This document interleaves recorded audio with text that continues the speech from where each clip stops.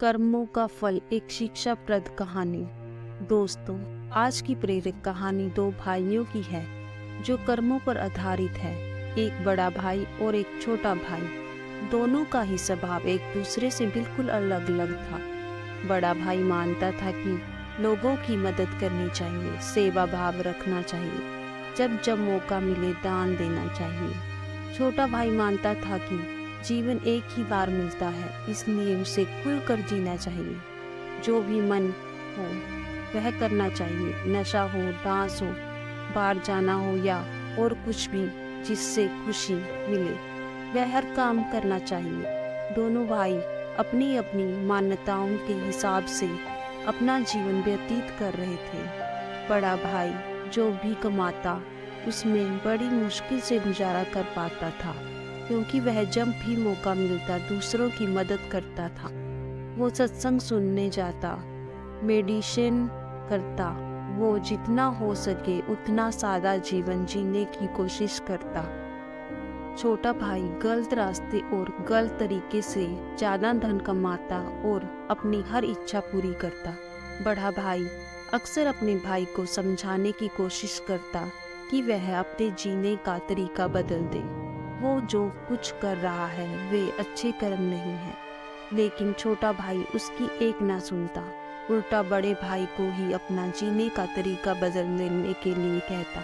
फिर दोनों ही एक दूसरे की बात माने बिना अपने अपने तरीके से जिंदगी जीते रहे। एक दिन बड़े भाई को घर लौटते वक्त रास्ते में चप्पल में कील घुस गई, जो चप्पल को चीरते हुए उसके पैर में घुस गई।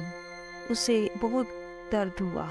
दर्द इतना ज़्यादा था कि वह ठीक से चल भी नहीं पा रहा था, लेकिन फिर भी जैसे तैसे घर तक पहुंच गया।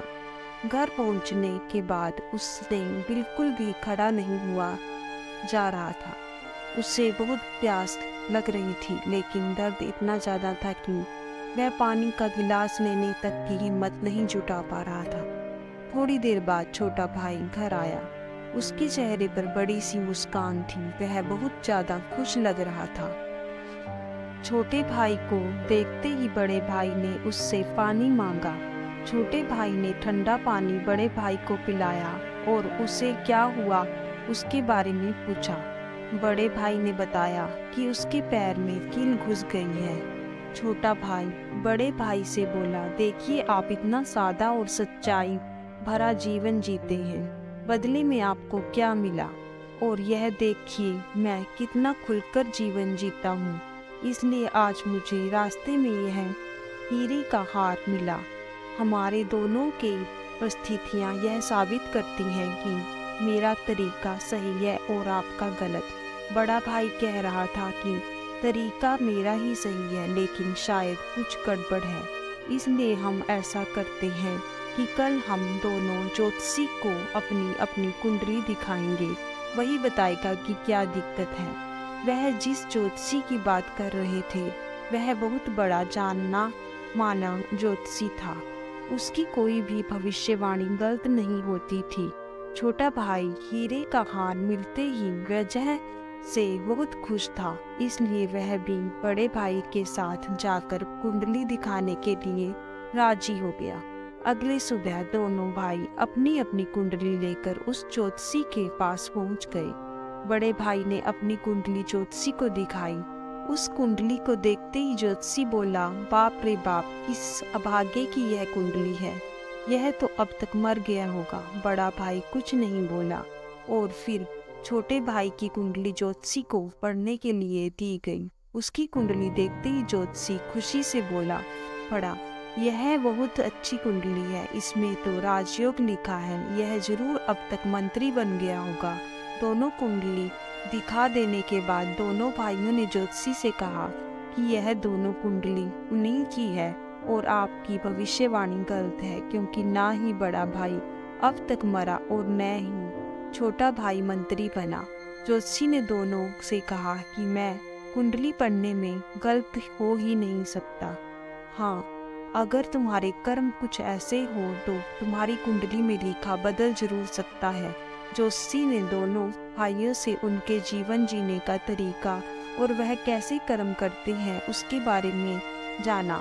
ज्योतिषी ने दोनों को समझाते हुए कहा कि मेरी पड़ी हुई कुंडली गलत नहीं है, यह बड़े भाई के अच्छे कर्म हैं जिनसे उसको कुंडली में लिखे मौत की जगह सिर्फ एक कील का दर्द दिया, और दूसरी तरफ छोटे भाई के बुरे कर्म हैं जिसकी वजह से उसका राजयोग चला गया और उससे सिर्फ एक छोटा सा हीरे का हार मिला जिससे जल्द ही बेचकर खत्म कर देगा। दोस्तों, छोटी सी यह प्रेरक कहानी हमें वही सदियों पुरानी बात याद दिलाती है कि जैसे कर्म होंगे वैसे ही फल होगा। अगर हमारा वर्तमान अच्छा या बुरा है तो वह हमारे पहले पुराने कर्मों की वजह से है, और हमारा भविष्य अच्छा या बुरा होगा वह वर्तमान के कर्मों के हिसाब से होगा। इसलिए हमेशा ध्यान रखें कि अच्छे कर्म करना ही।